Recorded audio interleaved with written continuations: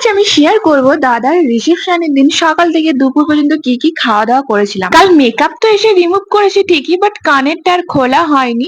সকাল সকাল ঘুম থেকে উঠেই চলে এসেছিলাম পুকুর ধারে, এখানে বসে সবাই গল্প করছিলাম। দেন চা বিস্কিট খেয়েছিলাম। আর আমার মুখের অবস্থাটা দেখো, কাল থেকে ঘুম হয়নি ঠিকঠাক, কারণ সেই 2টো 2:30টার সময় ঘুমোতে গেছিলাম।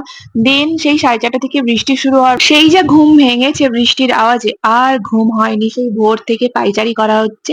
আর এখানে মুড়ি খেয়ে নিয়েছিলাম চানাচুর আলু ভাজা দিয়ে, মিষ্টিটা ছিল পাতে কিন্তু আমি খাইনি। এখানে ডোডো বসেছিল, ডোডো সবাইকে দেখছে। আর নতুন বৌদি একটু পরে বাড়িতে আসবে, তার জন্য দিদি ভাই এখানে কলসি সাজাচ্ছে, আর মা এখানে নতুন বৌদি ভাইকে যে গিফটটা দেবে সেটাই দেখাচ্ছিল। আর দাদা ভাইকে তো আগে গিফট দিয়ে দিয়েছে। আর আমরা এখানে রিসেপশনের ভেন্যুতে চলে এসেছিলাম। এখানেই সকালের খাওয়া দাওয়া ছিল, মানে দুপুরের লাঞ্চ। তো লাঞ্চে ছিল ডাল ভাত আলু ভাজা, আর ছিল ঘ্যাঁট।